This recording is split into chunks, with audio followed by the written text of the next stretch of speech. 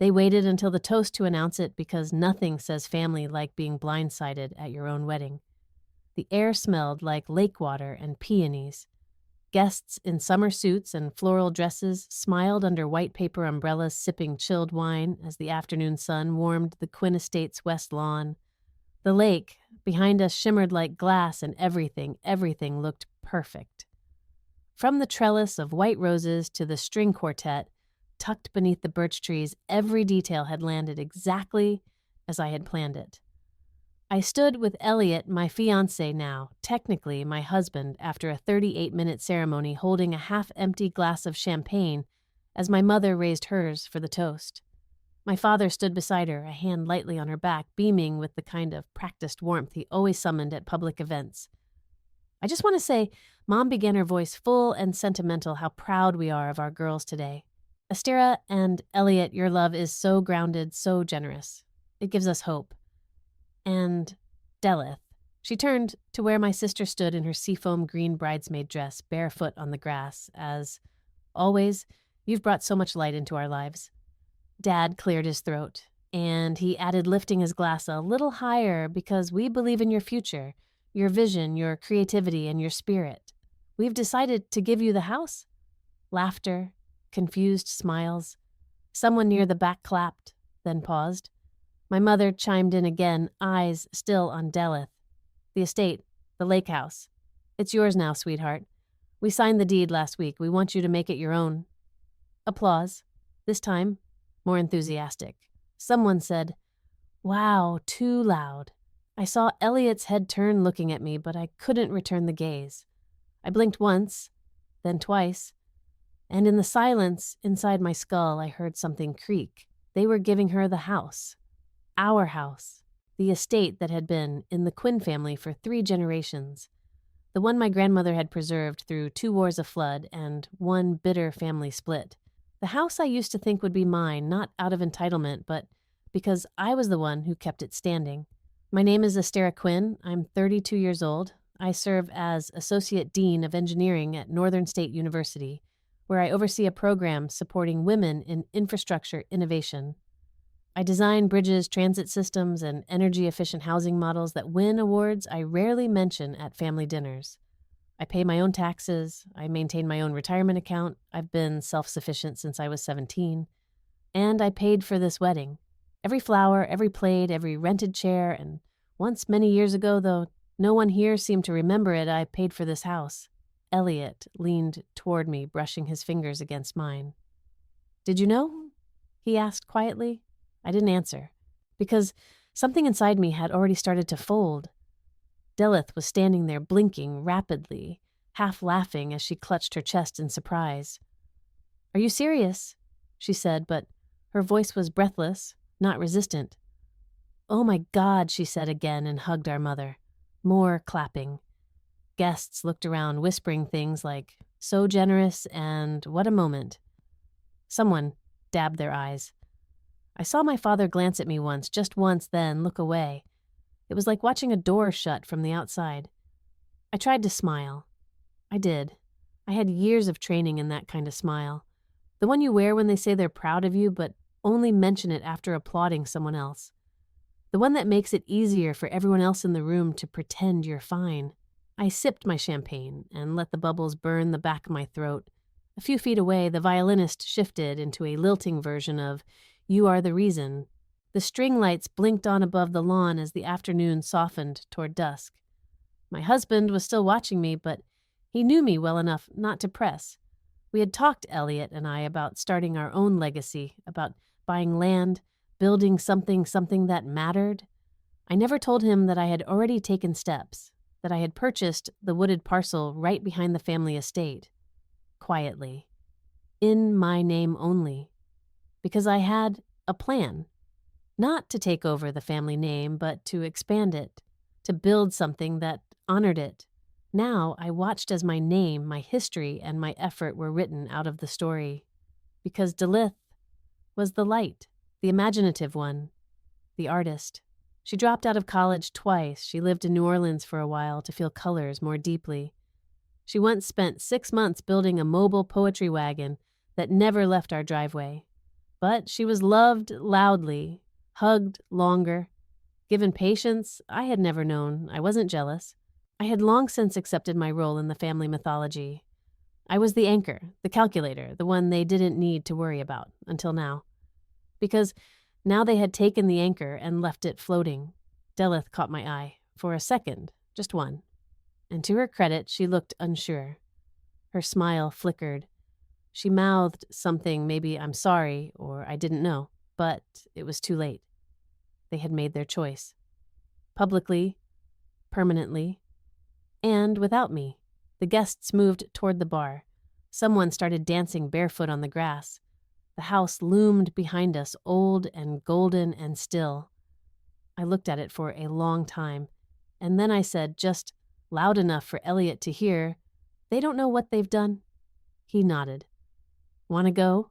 I shook my head. Not yet, because I had one more gift to give, and this one wouldn't come with a ribbon.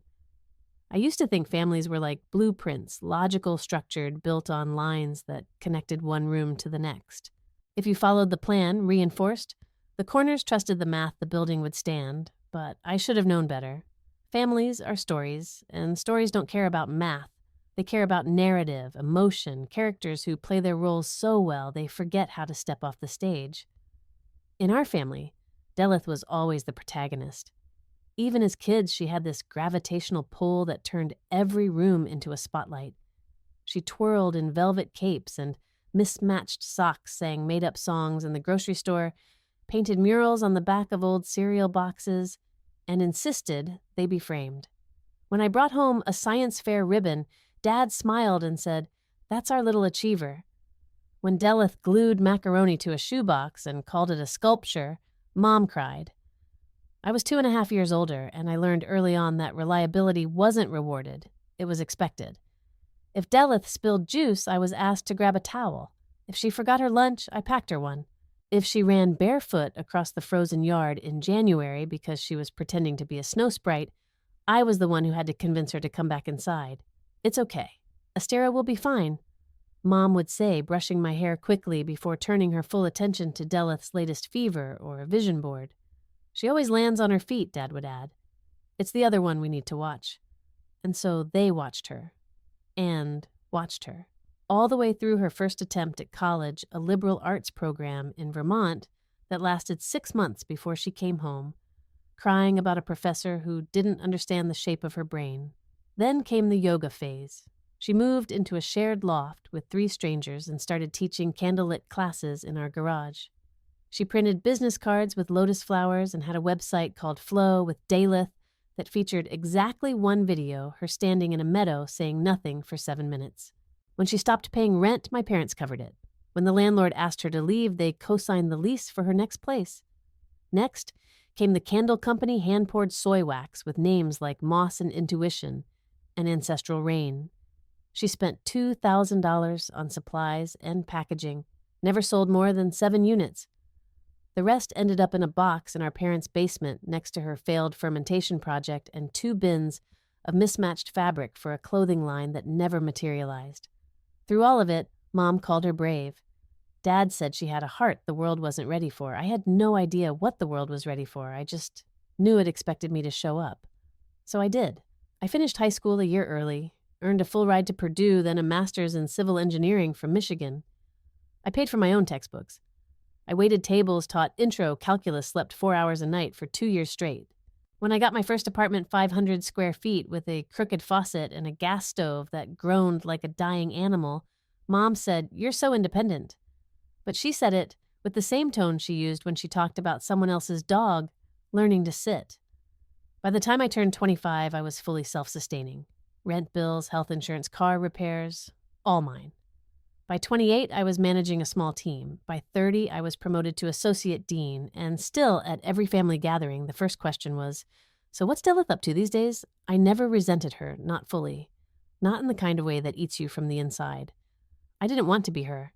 I didn't want to chase half-finished dreams or depend on our parents' bailout fund to survive. But I did want to be seen. Not for my titles or accomplishments, but for the weight I carried. The silent kind. The kind that kept the lights on and the floor from falling out.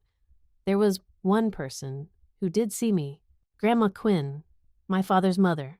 Eleanor Quinn was the first woman in her town to become a licensed contractor in the 1940s. She built her first house at 22 wearing overalls and red lipstick and ignoring every man who told her she was out of place. She taught me how to read floor plans before I could drive. She gave me her toolbox when I turned 16, and once, just once, after a long walk around the estate, she said, "When I'm gone, this place should be yours.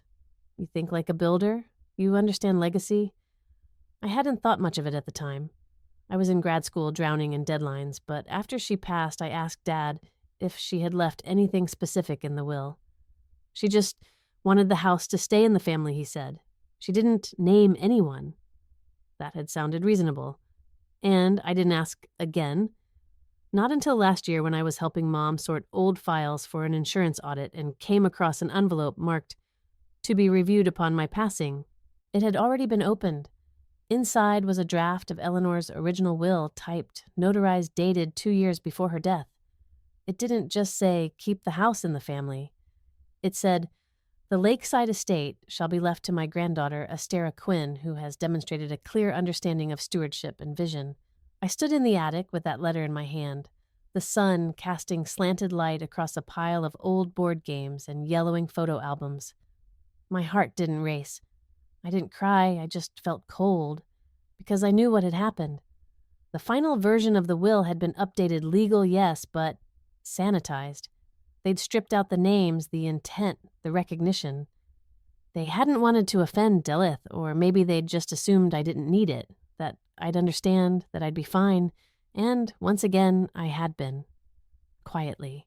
But standing on the lawn at my own wedding, watching my parents hand the house to Delith, like it was a favor wrapped in ribbon, something inside me shifted.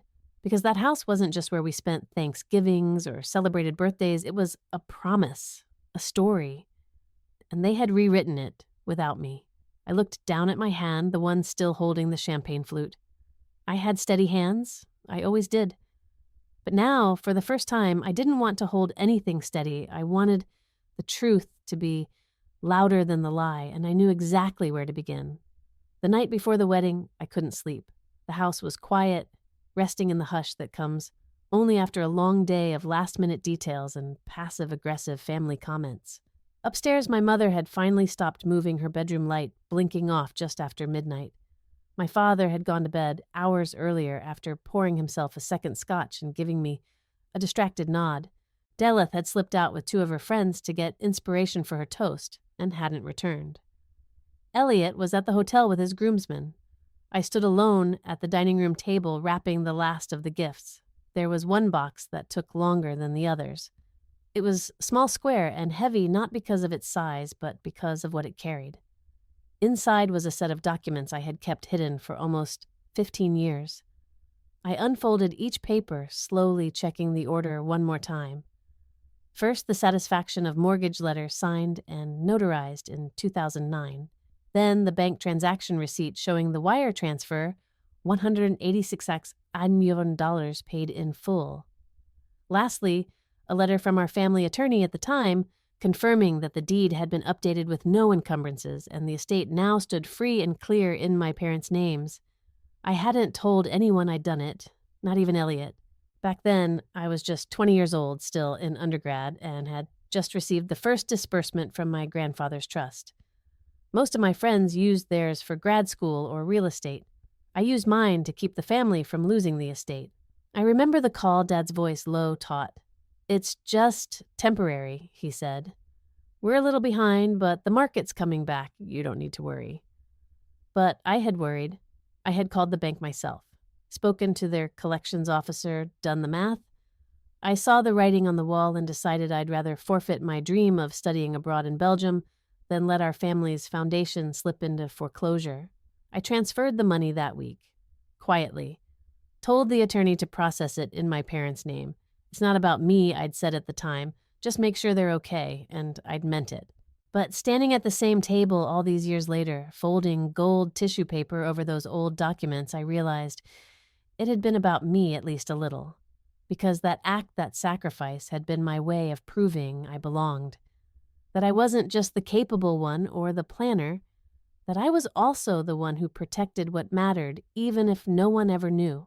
I slipped a note into the box, not long, just a few lines. For the house that held us, for the hand that steadied the beams, for the truth that doesn't need applause. Then I tied the ribbon. Red Dad's favorite color. I imagined his face when he opened it. Not shock necessarily, but realization. Maybe even pride. I wasn't asking for a parade, I just wanted him to see. The next morning came fast. Hair, makeup, the flurry of vendors. Delith showed up late with coffee and a silk robe she claimed was vintage Balinese. She twirled in it like a dancer before disappearing upstairs to channel calm. Mom barked at the florist.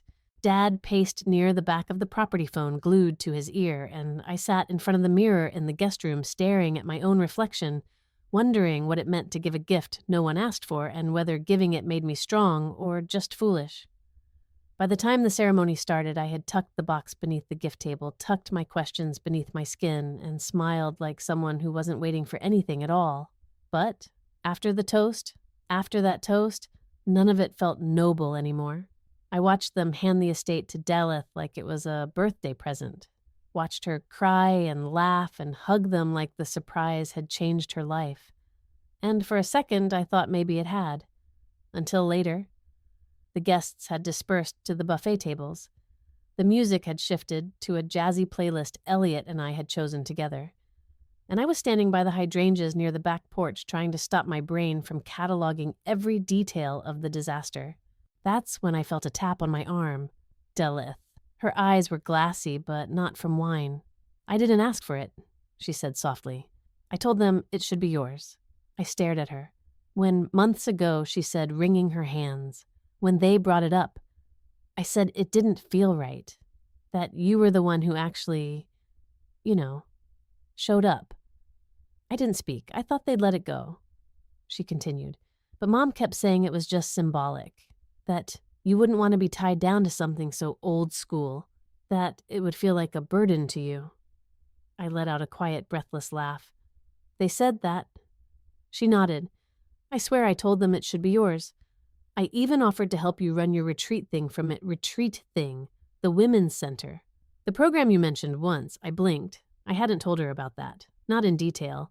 But apparently she'd noticed. I never wanted to steal anything from you, she said. I don't even know what I'm supposed to do with a house like that. I can't afford to renovate it. I can't even pay property taxes without help. Then why'd you accept it? She looked down.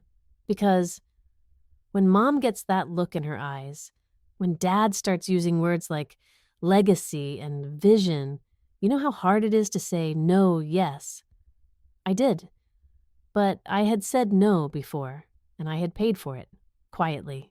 Now I stood in front of my sister wondering if she'd become the same kind of prisoner I'd spent my life trying to outgrow, just in a prettier cell.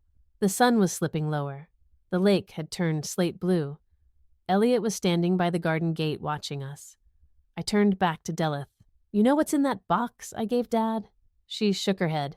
Proof, I said, that this house was mine. Not by words or symbols, but by action. She didn't speak. I let that hang there just long enough, then I walked away. Because tomorrow, I would let the truth open itself. And this time I wouldn't flinch when it hit the floor. The irony was I hadn't wanted the house. Not really, I had already bought my own piece of the world. Quietly, deliberately, with more spreadsheets and zoning research than most people put into their marriages. It was a wooded lot just under 4 acres nestled on the south edge of our family's lakeside estate. Technically a separate parcel, but close enough to share the same sky. I'd walked it as a child back when it was nothing but tangled undergrowth and deer tracks. A forgotten patch of land no one ever talked about. 2 years ago, when it went up for private sale, I saw the listing by accident. A former local nursery owner had passed away, and his son, who lived in Oregon, wanted nothing to do with Minnesota winters or legacy properties. He just wanted it off his hands, so I bought it. In cash, under my own LLC. I didn't tell my parents, I didn't tell Delith, I didn't even tell Elliot until the paperwork was finalized. It wasn't secrecy, it was protection. I wanted one thing in my life that wasn't filtered through the lens of family dynamics. One place where I could plant something from scratch design it, shape it, and gift it forward. I had a vision for it, a small, sustainable campus, workshops, labs, and shared living quarters for women and non-binary students in STEM fields. A retreat meets research hub built on green infrastructure and mentorship. I called it The Lattice. It was my answer to every closed door I'd walked into, every room where I'd been the only woman at the table, every time I'd been told I was too serious, too methodical, too structured to inspire. The land would do the talking. I had architectural mock-ups saved on my desktop. I had grant applications halfway drafted and 3 faculty members quietly waiting for me to pitch it once I had the permits. The plan was to announce it next spring, launch it at the university's Equity Summit, maybe even tie it to the Quinn family name if the timing felt right, but that was before the wedding, before the toast, before I realized they'd never once asked me what legacy I wanted to build. It was late afternoon now, and the sun was casting long shadows across the side lawn. The party had settled into its quieter phase, less toasting, more grazing clusters of guests in soft conversation. Elliot and I stood near the fence line where the hedges thinned just enough to see the gravel access road leading to my land. I used to think I'd build it in secret, I said, swirling my drink without drinking it. Make it perfect. Then invite them to the ribbon cutting. Elliot raised an eyebrow. You still could. I looked past the trees, the leaves flickering gold. Would they even come? He didn't answer. I turned to him. Am I just invisible to them? That morning had made it hard not to ask. He exhaled slowly. You're not invisible. But they've built a version of you in their heads that's easier to manage. Successful, low maintenance, emotionally unnecessary, I let that sink in. So what now, I asked. Let it go. Pretend it didn't hurt. Elliot shook his head. Maybe you stop waiting to be seen and show them what being seen really looks like. I frowned. What does that even mean? But he didn't answer right away. His gaze had drifted past me toward the side of the house where my parents were standing beneath the pergola speaking in hushed tones with a man I didn't recognize. Elliot leaned, slightly pretending to sip his drink. What I asked? He didn't look at me. That guy with them. In the navy blazer? That's Arlen Cray. The name didn't register immediately. Estate attorney, he added. Handles trust restructuring for family businesses. I've seen him speak. Sharp, but not cheap. A warning prickle crawled up the back of my neck. I stepped closer to Elliot, casually brushing against his shoulder as if we were just another couple enjoying the late sun. But I listened. Just finalizing the adjustment, Cray was saying.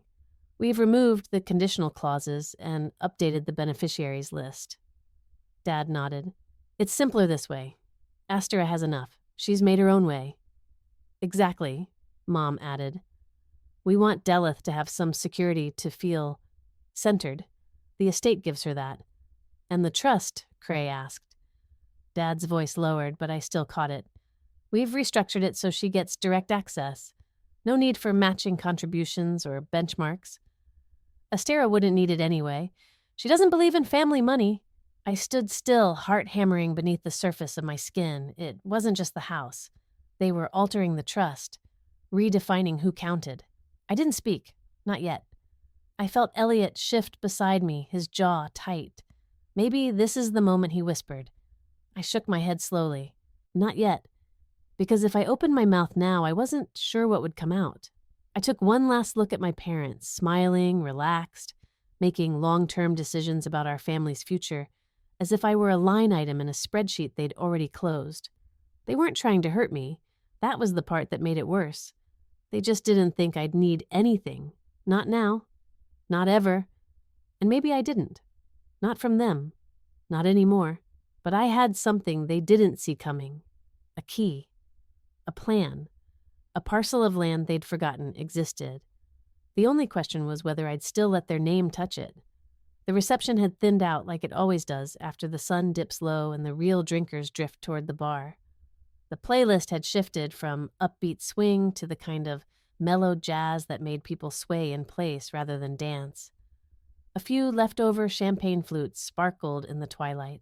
By the dessert table, 2 of Elliot's aunts were quietly debating whether the lemon tart or The blackberry compote had more bite, and at the edge of the lake, Deleth stood barefoot again, twirling a wine glass by the stem like she'd stepped out of a Monet painting. I hadn't spoken to my parents since the toast. Not a word. Not even when Mom gave me a pat on the back and said, "So lovely, sweetheart, such a beautiful day." Her tone was light, detached, like a stranger complimenting the flower arrangements at a wedding she barely attended. There was no depth in it, no acknowledgement, just politeness pretending to be connection. But I had one final task. The box had sat beneath the gift table all afternoon, half buried behind the monogrammed card box and a bouquet someone forgot to take home.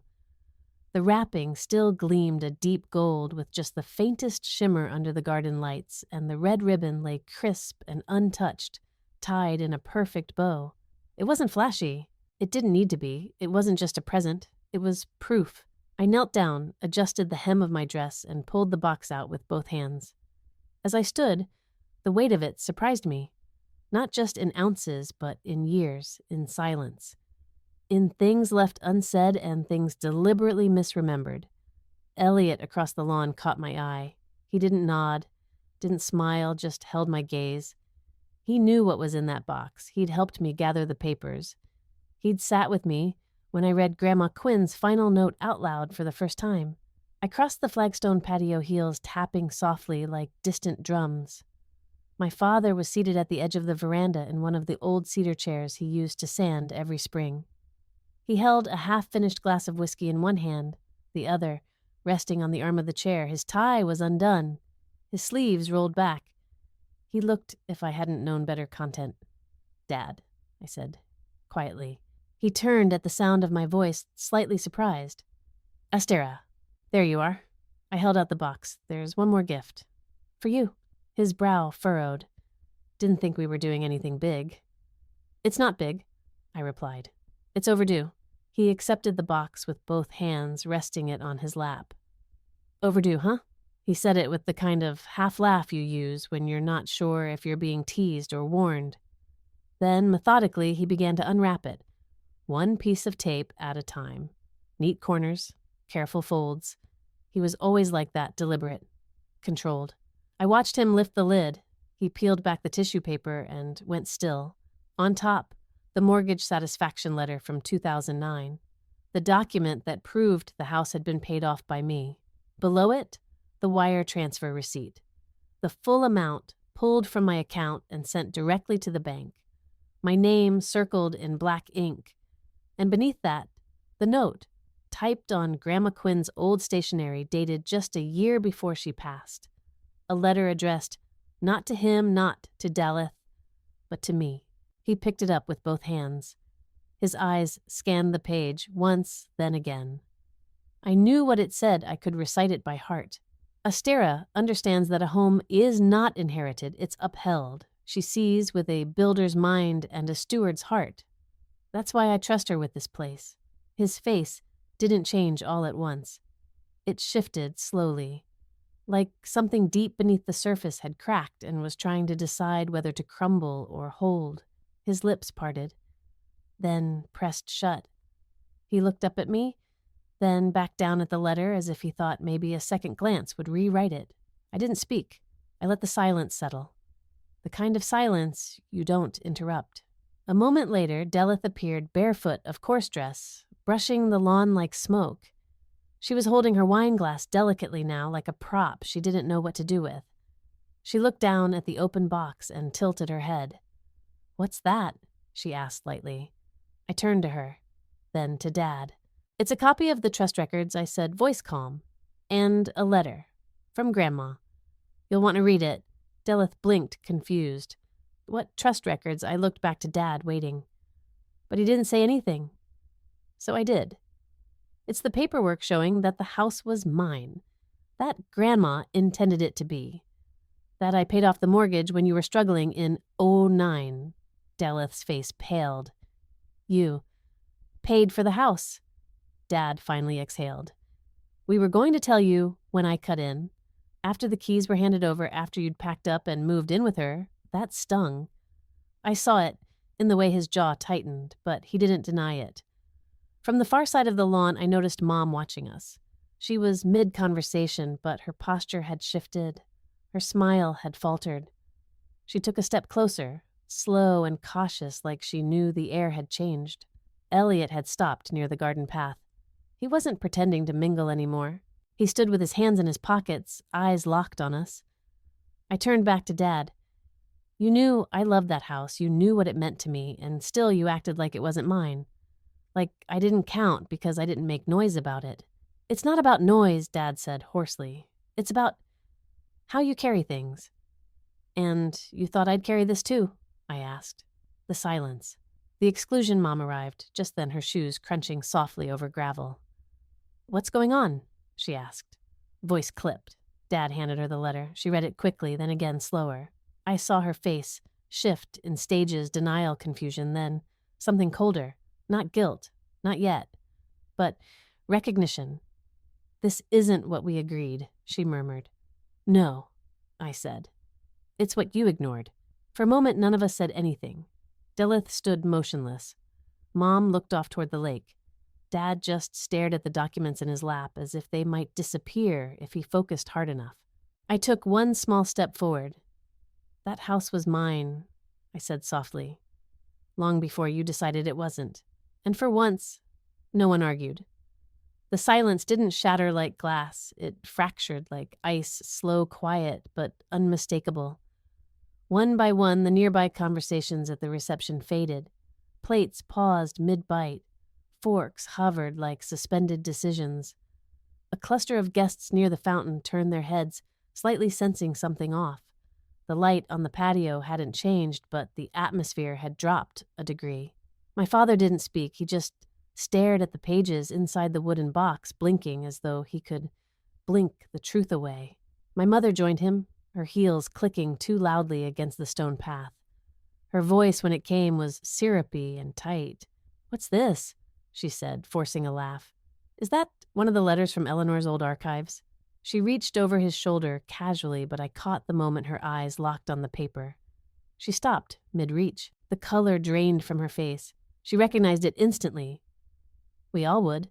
Grandma Quinn's stationery was iconic in our family, a creamy textured stock with a faint watermark of a sparrow in the lower right corner.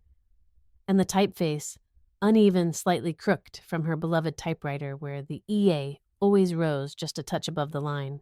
I watched my mother's finger still against her side, her smile falter. Then she turned to me, her expression tight, controlled. "Astera," she said in that voice she used when company was watching. "Where did you get this?" I met her gaze. She gave it to me. After our last walk around the orchard, she said, "This belongs with you. Keep it safe. You'll know when it matters." Mom's jaw shifted as she calculated her next move. Deny, distract, reframe. Dad finally cleared his throat. This wasn't part of the final will. We worked with her lawyer. She revised things, removed certain errors. She wanted to simplify. To simplify. I repeated slowly. "Did she take me out, or did you?" He flinched. Not visibly, but I saw the weight of an accusation that struck too close. All around us, the noise ebbed into silence. Not a dramatic hush, but a careful quiet. The kind that says we don't mean to intrude, but we're listening now. A distant cousin reached for her champagne like it might grant her invisibility. Delith was the first to move. She stepped toward the box, her glass abandoned in the grass behind her. "What is it?" she asked, glancing between Mom and Dad. I didn't answer. Instead, I lifted the top letter from the stack and read my voice clear. "If you're reading this, it means the home is no longer mine to protect. So I'm leaving it to the one who walked it with me, not because of obligation, but because of care. That house holds memories, but its future is yours. Use it wisely." It was signed in fading blue ink, Eleanor Quinn. Dilith's face paled. "That was meant for you," she said softly. I told them that. When they started talking about transferring everything I said, "It should be you." Mom shot her a warning glance. "Sweetheart, we made decisions for the good of the family. You've had such a difficult few years. This was about giving you some security." Dilith crossed her arms, but her voice trembled. It didn't feel like security. It felt like being used. Dad stepped in. This was never meant to hurt anyone. We didn't think Estera would be interested. She never wanted the responsibility. That's not the same as never deserving it, I said. You didn't ask? You assumed. Mom stiffened. You've always hated that house. The wallpaper, the drafty windows. Not liking moldy curtains doesn't mean I wanted to be erased, I said. The crowd stirred again. A chair scraped quietly on the patio tiles. Elliot stepped closer, saying nothing, just anchoring me. Deleth looked at me, guilt painted across her features. I didn't know they were going to cut you out of everything else. I didn't either, I said, but I felt it. Every time you talked about the new family hub or hosting Thanksgiving from now on, you were rehearsing a role that should have been shared. Dad's shoulders sagged slightly. The business hasn't been doing well. We were looking for a way to downsize. We thought we could live with Deleth. Use the estate as a fresh start that depended on pretending I didn't exist, I said. My voice flat. Mom's voice broke, then slightly less polished. You always left. You were always somewhere else. New York, D.C., that little town in Oregon I left because I never fit, I said. You say I wandered. I say I survived. A sharp wind cut through the garden. One of the string musicians adjusted their bow but didn't resume playing. Deleth wiped her eyes. You didn't deserve to be erased, and I didn't want to be the reason for it. You're not, I said, but you were complicit. She nodded small and tight. I know. Another pause. Then I turned to Dad. Were you really going to live there, just move in like nothing happened? He nodded. We packed boxes last week. A sound left my throat, not quite a laugh, not quite a cry. You moved into my inheritance before I even knew it was gone. I'm sorry, he said. And for once he sounded like he meant it. But I wasn't ready to forgive. Not yet. Across the patio, a few guests slowly rose, murmuring about needing to stretch their legs or check on the kids. The polite exodus of people unwilling to witness a slow-burn betrayal. I took a breath and looked back at the box. Grandma's letters, her deed copy, her intention. This isn't just paperwork, I said. It's a record of who she trusted. And I'm done being the daughter you assume will never object. Elliot finally spoke. Maybe we should step inside. Talk privately. No, I said. They erased me publicly. They can reckon with it the same way. Mom looked around, her eyes darting over the crowd. Do we really need to do this here? Yes, I said. Because maybe then I won't have to do it again at your funeral. That landed like a dropped plate, Deleth gasped. Dad winced. Mom paled. But I didn't flinch. Not this time. I bent down, took one of the papers from the box, folded it neatly, and handed it to Deleth. You keep this. Not because you earned it, but because you need to see what intention looks like. She nodded slowly. I'm not keeping the house, not unless we share it, or do something better. I turned to her. Then do better. Because I'm done being quiet to keep the peace. And for the first time in years, I didn't feel like an imposter in my own family. I felt like someone whose absence would finally be noticed. It was just after 7 when the 4 of us sat down at the long farmhouse table inside the estate's dining room. The same one where we used to decorate sugar cookies with too much frosting, where Grandma Quinn once made a whole turkey just because it was Tuesday, and where, in quieter years, we played Scrabble on rainy afternoons and counted lightning between thunderclaps. Now, the table felt colder, wider, like the past had stretched it out until we all sat too far apart to reach one another, even though our elbows were barely a foot away. The guests were gone. The lights outside were dimmed to save power. Elliot had stepped out to the porch with a quiet look I'd come to recognize his version of giving me space when I couldn't ask for it. The legal box sat in front of my father, its lid open but contents untouched. Like he knew what was in there and just didn't want to admit that it mattered. No one moved. We just sat in a room that still smelled like roses and vanilla frosting and something burnt like the kitchen had tried to tell the truth before any of us did. Mom Yvette stood up first. She walked to the kitchen in her heels still pristine somehow and returned with a bottle of wine and 4 mismatched glasses. Not the good ones. The ones from the back of the cabinet. That alone said something. She poured silently, filling hers nearly to the top before sitting down. She didn't ask if we wanted any. Dad Marlowe looked older than he had an hour ago. He rubbed his hand over his face like he was trying to erase the memory of the toast and everything that came after it. When he finally spoke, his voice sounded like gravel and guilt. "I suppose we should start with the obvious," he said. "The business is failing." He didn't elaborate right away. Just let that sentence settle like dust over everything we thought was stable. "I tried to hold it together," he went on after a beat. "We downsized, took smaller jobs. I laid off people who'd worked with me for 20 years.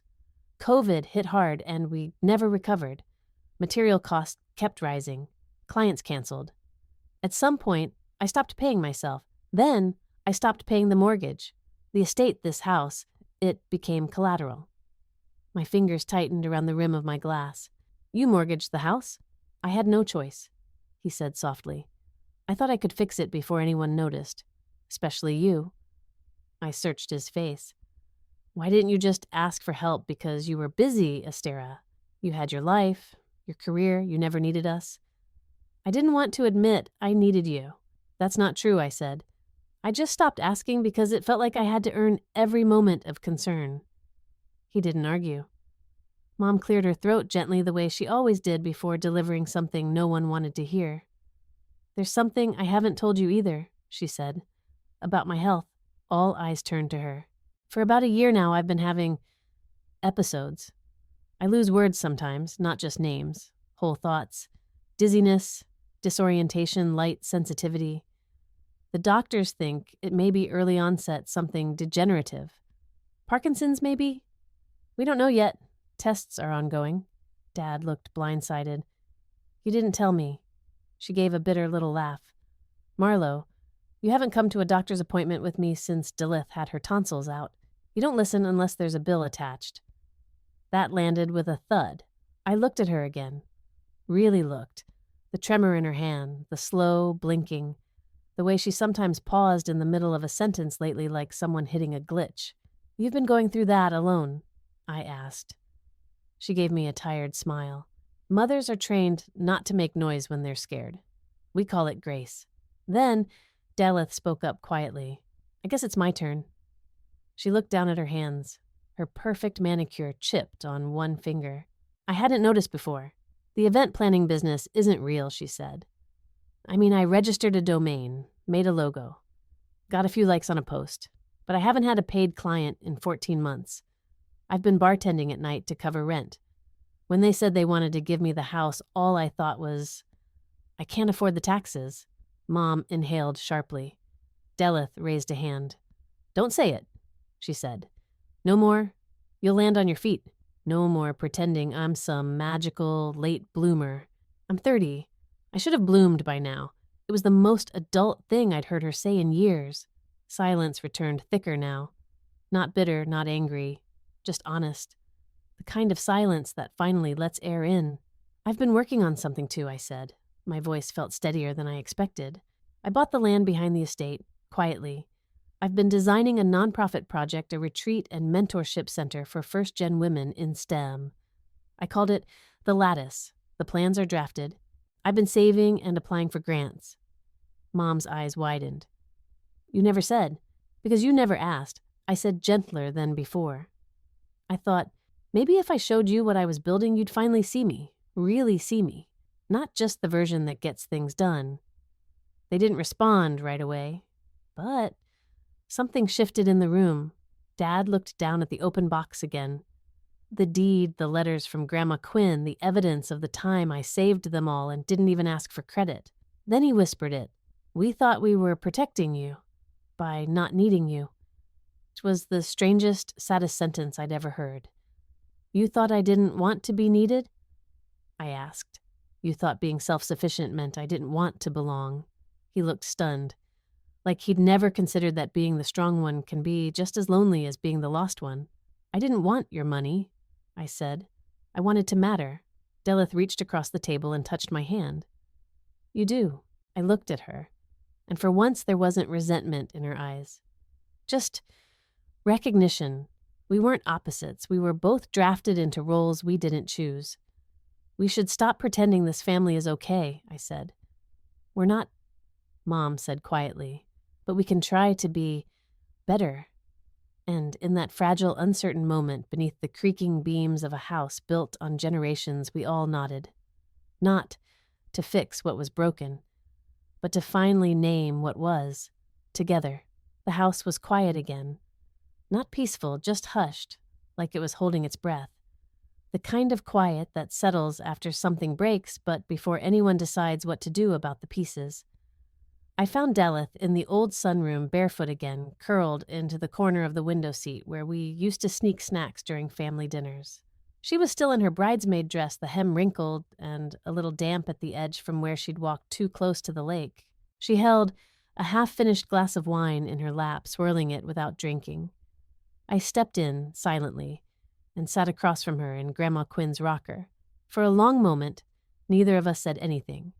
The ceiling fan above us made a soft ticking sound, and out the window the trees swayed gently in the dusk. I didn't think it would happen like this, she said, finally, not looking at me. What the house? The mess. All of it, she said. I thought if anything exploded it would be me, not you. I didn't answer. I've always been the one they worried about, she continued. The one who broke things, dropped out, backed out, needed money or space or a second chance. She paused. It's like they cast me in that role so early that I didn't know how to be anything else. She looked up at me, her eyes red-rimmed but honest. Do you know what it's like to feel like your place in the family only exists because you're fragile enough to keep everyone orbiting around you? I swallowed. No. I guess I had the opposite problem. They made me the steady one. The one who holds the map, solves the problem, keeps the ship from sinking without ever making a wave. Daleth gave a tired laugh. And we both ended up exhausted. I nodded. She set the wine glass down on the floor, lacing her fingers around her knees. I used to think you were the lucky one. You knew what you wanted. You had direction, structure, plans. I was always flailing. But now I wonder if I only flailed because it was the only way to be seen. Her voice cracked slightly at the end, and she looked away like she didn't want me to see the tears forming. I shifted in the chair, softened. I used to envy you too. She blinked. What I've been jealous of how loved you are. Even when you fail, how they show up for you, how they make space for your stumbles like it's an act of love. Her eyes searched mine. I don't get that kind of grace, I said. Not even when I gave them this house back. Not even when I gave up my own savings to save theirs. Deleth wiped her face with the back of her hand. Maybe we were both set up to lose, or maybe we just kept playing the parts they gave us, I said. Long after the script stopped making sense. The sun dipped further. Outside, I could hear Dad's voice low and cautious, speaking with Mom near the kitchen. The sound of two people walking through rubble. Deleth looked at me again, her expression raw but resolute. I don't want the house. Not like this. I don't want to be the face of some fantasy they built to feel better about everything falling apart. I don't want it either, I said. Not to live in, not to own. She tilted her head. But you fought for it. I fought for what it represented, I said. For the truth. For the version of me they never acknowledged. She sat back, thoughtful. So what do we do now? I breathed out slowly. Then said it out loud. We build something else. She frowned. Like what something that doesn't revolve around one of us being the failure and the other being the fix. Something that helps people who don't get seen at all. You mean, the Lattice, I said, the nonprofit I've been planning. We open it here, not just on my land, but with this house at its center. A retreat. A center for women in STEM. We add a creative wing. Art, design, innovation. All of it. Daleth blinked.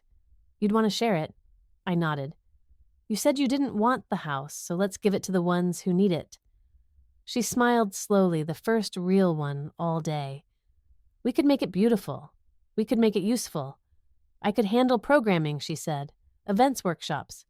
I know I'm not an engineer, but you're creative. You understand how to bring people together. That's the part I can't always do. We both sat back, something unspoken passing between us. For once it didn't feel like competition. It felt like a new foundation. They're going to resist, she said after a moment. Mom and Dad. Probably, I said, but they don't get to own this story anymore. She picked up the wine glass again and raised it slightly. To rebalancing the will. I clinked my water glass against hers. To writing our own. She grinned. We'll need a name. The lattice still works, I said. But maybe this version gets a new subtitle. What's that? I looked around the room at the window seat, the old curtains, the memories burned into the corners, and said quietly, The house that became more than a home. Deleth nodded her eyes, shining again. Let's stop being the children they cast us as, and build something we choose. Outside, the porch lights flicked on, automatically casting soft halos across the garden. For the first time in years, I felt something close to clarity settle inside me, not because I'd reclaimed anything, but because we were finally creating something that hadn't existed before. Together. 6 months later, the gravel drive was no longer just a driveway, it was a welcome mat. Not to a private estate, but to a place with open gates and open purpose. The Quinn family home had changed in every way that mattered. The shutters had been repainted, not the crisp colonial white of Yvette's era, but a soft sage green chosen after a long debate between Daleth and the girls in the youth design cohort. The hedges were trimmed, but not too tight. Elliot had said they looked too country club before, and I had agreed. There were wind chimes now, and solar panels, and laughter. That morning, the sign had gone up. The Quinn Center for Innovation and Arts, founded by Astera and Deleth Quinn in memory of Grandma Quinn. The dedication had drawn a crowd donors, alumni from our pilot programs. Old friends, curious neighbors, and more than a few girls from towns nearby whose eyes lit up when they saw the robotics lab, the art wing, the free reading lounge where the dining room used to be. I stood on the front steps and watched it all, a little stunned by the fact that it was real. Deleth was in the courtyard, arranging last-minute place cards for the outdoor dinner. She looked up, made a face, and mouthed, "You still haven't eaten?" I grinned and raised my coffee like a peace offering. Inside, our father Marlowe was showing a group of parents how he'd helped restore the original beams in the West Wing. Structural integrity matters, he said, and I could tell it meant more than just construction. Yvette was by the kitchen organizing aprons for the culinary innovation demo that would start at 2. She was the unofficial mother hen of the program now, though she never called herself that. Just support staff. No one mentioned ownership anymore, only stewardship. That had been part of our agreement. Not just between Deleth and me, but among all of us. The house wouldn't belong to any single person ever again. It would serve. It would stretch and shift and speak to those who needed it. And slowly, my parents had accepted that. Marlowe had stopped trying to give advice we didn't ask for. He showed up early, swept the porch, fixed leaky faucets, and kept a quiet kind of watch. Sometimes I caught him just standing outside the stem wing hands in his back pockets, looking like a man trying to see what he missed the first time. Yvette had softened, too. There was a new looseness to her movements, a gentleness that didn't feel performative anymore. One afternoon, I'd caught her sitting on the sunroom sofa, showing a girl how to hand-stitch a book spine. "Your grandmother taught me this," she had said. "Now I get to pass it on." Even Elliot had shifted. He was no longer waiting for me to choose between family and forward motion. He was helping build both. That afternoon, as guests filtered toward the tent for the donor dinner, Elliot pulled me aside into the garden Deleth had planted. It had grown beautifully, an explosion of color and texture, wild enough to feel alive, orderly enough to feel intentional. He knelt beside one of the stepping stones, brushed something off. I was about to tease him for being sentimental again when he turned and held up a small velvet box. This time, he said no pressure, no big announcement, just us. Just here. Inside the box was a ring, not the one from before, but simpler, with a small emerald tucked beside a thin band of recycled gold. I didn't cry. I just leaned in and kissed him. "Yes," I whispered. This time, yes. No one clapped. No one filmed it. No one handed us champagne. It was perfect. Later that night, after the bonfire circle quieted and Deleth played acoustic guitar under a sky full of stars, I returned inside. The house was dim now, most of the lights off. I climbed the stairs and walked the hallway that had once felt like a museum of a family I was never quite allowed to belong to. At the end of the hall was the cedar chest Grandma Quinn had left. I opened it carefully. The scent of aged wood and lavender filled the air. Inside were her letters, some tied with ribbon, some just loose pages folded neatly. One envelope was marked with my name in her strong, curved handwriting to Astera.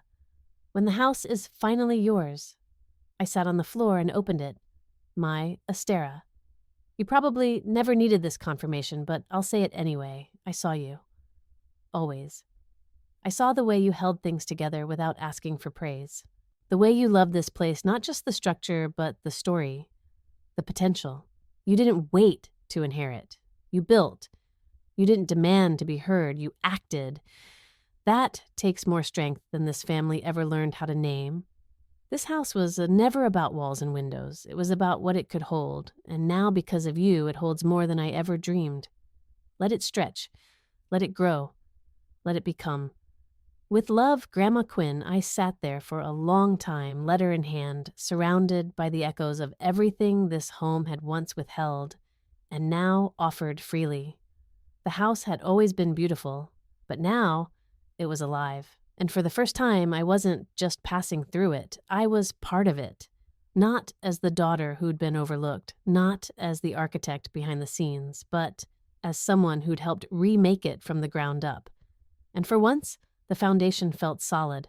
The morning the new cohort arrived, the lake was still. Mist hovered low across the water, curling around the dock like it was waiting to see what would happen next. I stood at the edge of the porch with a clipboard in one hand and a mug of tea in the other, watching the van pull into the driveway. 12 girls stepped out, some wide-eyed, some trying not to look nervous. A few clutched notebooks. One wore a t-shirt that said, "Build like a girl" in block letters. Deleth waved from the garden path, already on her way over with name tags and a playlist queued up on her phone. Marlo was by the tool shed organizing supplies for the first carpentry workshop. Yvette stood at the refreshment table carefully arranging lemon wedges in the water pitchers and chatting with one of the returning volunteers. I took a deep breath. 6 months ago, I would have needed to prove something today. Needed them all to see me as the visionary, the one who knew, the one who deserved the credit. But now, standing here at the edge of this thing we had built, not alone but not invisible, I didn't feel that need. Because somewhere along the way I stopped trying to be seen the way my family used to see me. I started seeing myself more clearly instead. I didn't need the house. I needed the truth that I had paid to keep this land whole, that I had kept the family from collapse when no one else would admit we were sinking, that I had been building something not for applause but because I couldn't not. The truth that Deleth was more than chaos and color, that Mom's silence wasn't indifference but fear, that Dad's pride had been built on a foundation he didn't know was cracked. We were far from perfect. Our relationships had frayed edges and stitches that would never quite be even. But they were honest now, and that mattered more than harmony. I walked down to meet the new group as they gathered near the flagstone circle. A few girls glanced nervously at me. One raised her hand and asked, "Are you the one in charge?" I smiled. "Sort of. We're all builders here. I just got here early and unlocked the gates." A few chuckled. We began with introductions, then moved into the first activity, a Design Your Future Lab challenge. They worked in pairs, sketching, dreaming, questioning. No one hesitated to speak. No one asked for permission to belong. Later that afternoon, after lunch and a panel with women from aerospace, biotech, and architecture, I gathered the cohort under the big elm tree behind the house. I held up a single key on a ribbon. When I was your age, I said no one handed me a key. They watched silent now. No one said, "You belong here." No one opened the door to this kind of space. I had to build it brick by emotional brick. And I'll be honest, it was hard. Lonely sometimes. Invisible. Often. I paused, letting the weight of that land.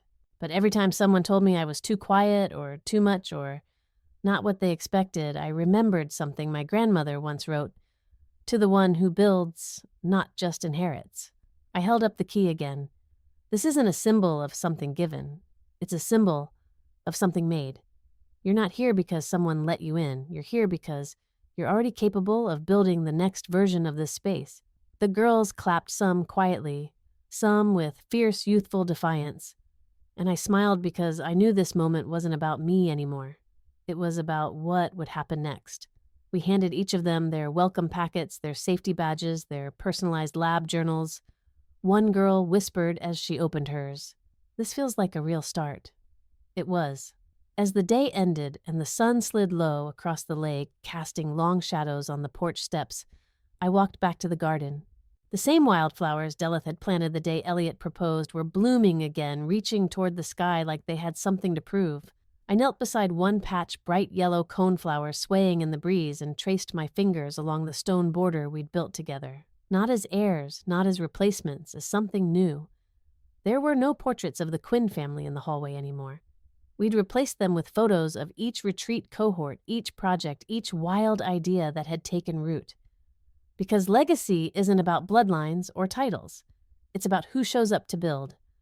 No one handed me a key, but I built the door. And this time, it opened for everyone.